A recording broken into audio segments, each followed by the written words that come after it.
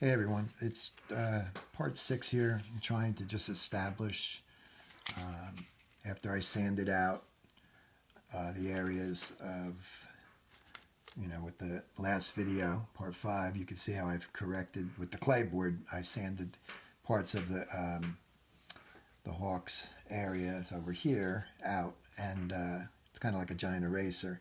Right now, I'm kind of just messing around with the finding the darkest areas of the feathers. So I'm taking like let's see here, piece of curved paper, and I'm just letting the paint kind of go off the edge just to find it. It's going to be much darker.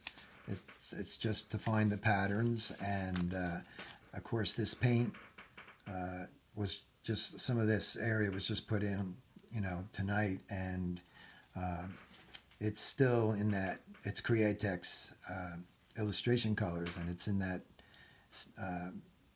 where it doesn't harden, it doesn't cross link. So I'm much more happier working on it later, tomorrow or whatever, to get the effects I want, because right now it erases on here. It kind of leaves, it's like it's not ready for me on this board to go after. I can use a soft eraser like this one, and I can go after areas that are lightly sprayed. But to go actually onto the newly sprayed burnt umber there and start doing little detailed feathers or soft out of focus feathers, it's going to be it just doesn't work for me right now. So let's find the next curve here. So I'm looking at a reference picture off to the side, and I'm just going to softly spray this one in, trying to get used to the lowrider trigger. I purchased it from the School of Realism, Drew Blair, and it's lower. It's cut lower than the original, the trigger that came with the gun. And I have the soft spring, which he sells also. So between the soft spring and the lowrider trigger, the new position for my finger now for detailing and stuff is on the joint of my finger, as Drew Blair does it. And I find that when I get into real tight areas, just like he says, the rocking, the less tension on the whole hand, it is a great trigger. I just haven't developed I got to get more used to it. But I've been working on some tight areas off camera, practicing and stuff, and I love it. It's I just got to get a little used to it, because I've sprayed. I still keep going back to this way, but I get in here, and you can do almost like, let me show you on a piece of paper instead of on my painting. Okay, you can get in here, and you can start just using your pumping stroke kind of, and you can start controlling and throwing your paint in areas that you got a little trailing going on here, that I couldn't quite get before. As things get smaller in what I'm working on, very small paintings, it's hard to get in there. It's a tiny area, and this particular style just starts to allow you to just already get there and put it where you want it in a much more controlled manner. This isn't the greatest demo here. Like I said, I'm not used to it yet, but I have used it off camera, and I really am liking it a lot. And so anyway, I'll be doing a lot more on this once I get this paint to be where I want it. We'll freehand this right in here. I'm trying to use the joint of my finger now to darken this area. And what's going to happen is, above it and below it, I'm going to scratch in individual feathers that will be there, and you can see all the different places. But I have to have something to work with, so you need the paint down to get that to happen. Like I said, tomorrow when I work on this, it will be the way I like it. The paint will be dry, hardened, and I like to work on it when it's in that stage. So I'm just finding different areas. There's a good example, getting in tight. That's just a little shadow under the feather that lifts it and helps you see dimension eventually, as I slowly but surely work through this. It's a puzzle. I mean, when I first saw this portrait, I was like, I've been doing a lot of pet portraits and cats and dogs and stuff. So this looks generally easy over here, but it's a challenge for me, and I actually like the fur. I mean, as far as easier, the fur was easier for me. But got to do new things, you know, and I got to have patience to get this to happen. And I am determined to work this out, but it's going to take time. And so I'll do some freehand strokes here just to feather it up into the dagger stroke. I just need a little bit of paint there. It's not so dark in that area, and it's not even exactly that that tone there, that color. I'll probably be tinting that with a little sepia. I'll be erasing. I'll be light, you know, making different areas lighter and working through it. Let's see, we've got right here. Got to find the shape. And there it is right there. And I'm going to just spray along the paper's edge, creating these little tiny guys here. Okay, so pin that in there.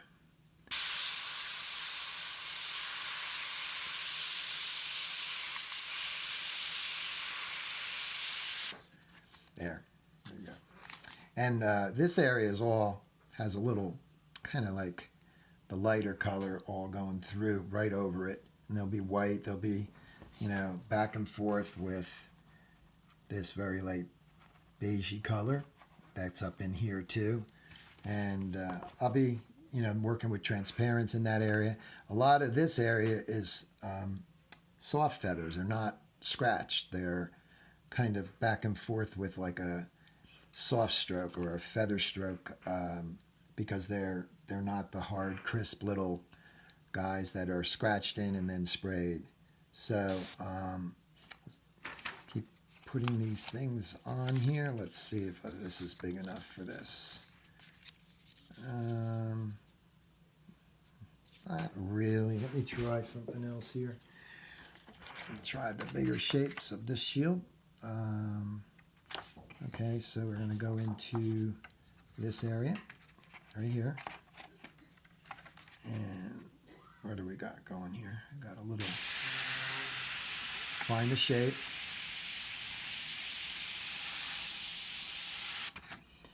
And I'm not worried about the color going on to there, because that's what is happening. There's just these feathers have those lines through it. So slowly but surely, a matter of fact, I'll just tint this side too. And I'll be tightening this up. This is darker. I'm just trying to get something going. I know the video, I've had a wide gap in between doing this, getting back and showing where I'm at on this. I apologize for that, but I've had a lot of things going on with my wife, and as I said in the other video, life gets busy, and I don't mean to make you wait so long to see stuff. Normally I can get to stuff quicker, but even hospital visits and all that kind of happy stuff going on. Okay. So let me dust a little bit here. far away. Just tint that out because I'll be erasing, like I said, with the soft eraser. Now, tomorrow when I erase this, when it's drier, I'm not going to use the aggressive eraser for that area. I'm going to use the soft white eraser, which I do have the Tombow, somewhere around here, and that's the same white eraser, and it's very soft, and I can go in there and just remove this very light sprayed paint that is just waiting for all the details to be put in. Let's see, let's get back on top of here. There's where I was scratching before. It just wasn't ready for me. It needs to be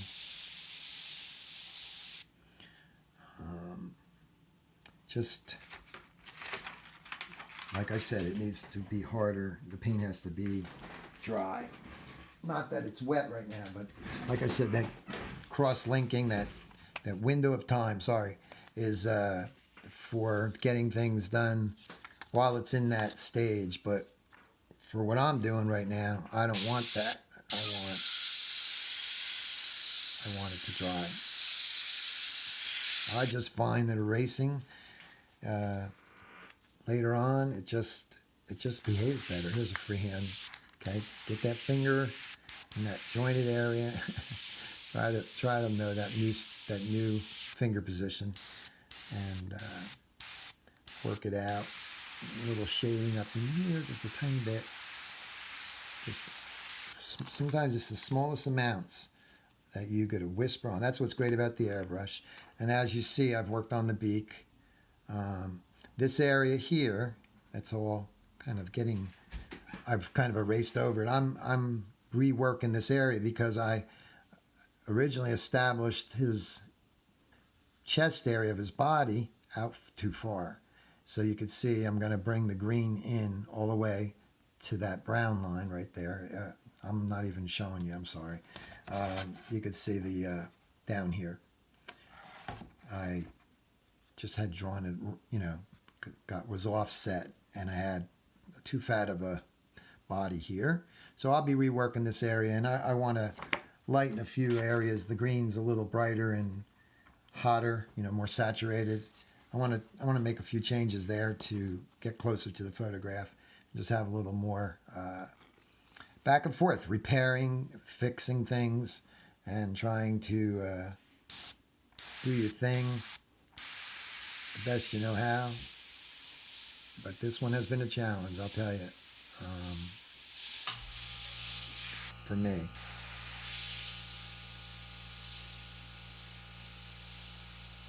See, the new position, I can just kind of make my finger rock up and down and put the paint in the area I want it. Couple little marks there. Let's see what we got over here.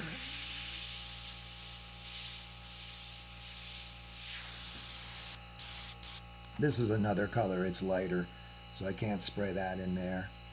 I'll be going back in here and I'll be tinting right in there. So that'll show layers upon layers. Sounds like I know what I'm doing, doesn't it? But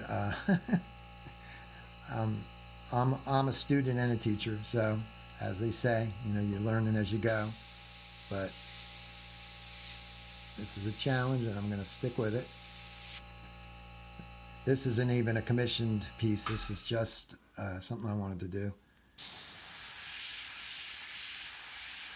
for myself, in my own little,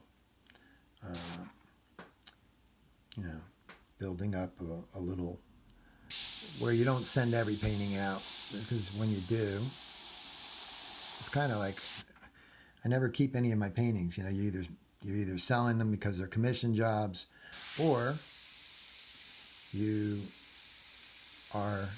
they're on display somewhere at my son's studio, and yeah, they're my paintings still, but I like to keep them. You don't want to let them go sometimes. Okay, so let's see what else we could do here. I don't have the right color in there. I'm going to go to out here above, right in here.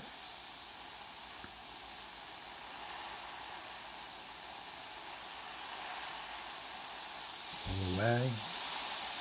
Just shade a little bit. Another feather.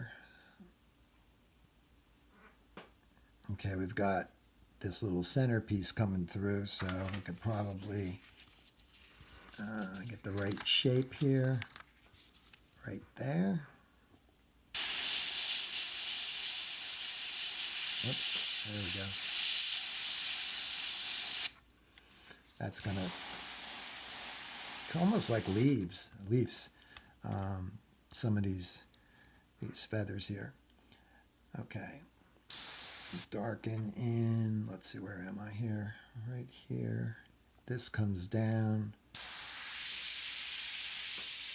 Okay, so it's coming down here, traveling down to another area down there. So I'm going to freehand that a little bit. It'll be broken up later with a lot of cutting back into it with individual tip dry. I should know better. You can rock the needle a little bit. Spray.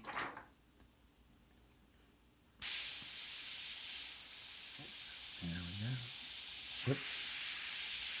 Don't want to flood it on. Just need some paint to work off of.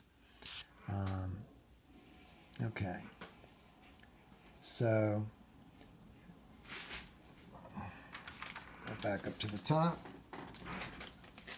Find my reference picture that just decided to fall by my compressor. There it is. Pin this in here. All right. Do a little bit more here on this. Oops. Keep crashing into the chair. The tray that has the camera on it. All right. Get in real close. Up. Too much air. Let's try that. Probably do a lot better.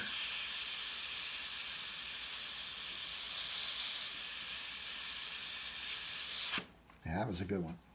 It's got a nice little point. Got a lot of that going on. Back and forth.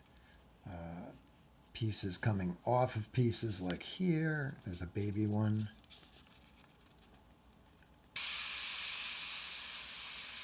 Get into a whiter area. There we go.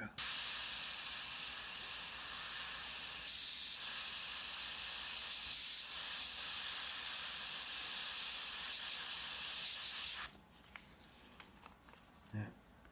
I'll be erasing around that, doing my thing tomorrow. There's a lot of those dark marks right here. But that's how I go about it, just working it. And again, it's going to be darker. There's going to be sepia sprayed on top of that, and even some lighter areas. Let me try to erase a little bit. Hopefully the camera won't shake too much. It is attached to the desk sort of because of the lamp, but let me just see here. Yeah, there it goes, shaking like crazy.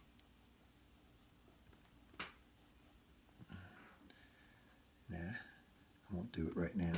I'll do it somewhat in here. Let's try it.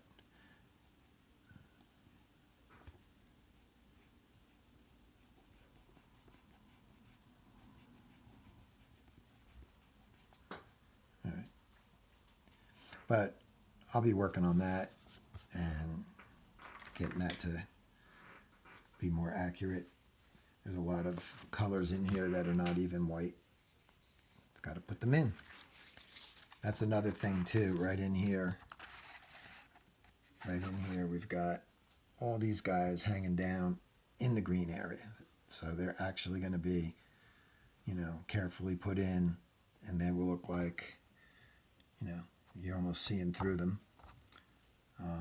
As far as the beak is concerned, it's getting there. I've got a lot of opaque paint in here that has allowed me to match the colors a little bit more. Let me see if I can zoom in a little bit and turn the camera. Okay,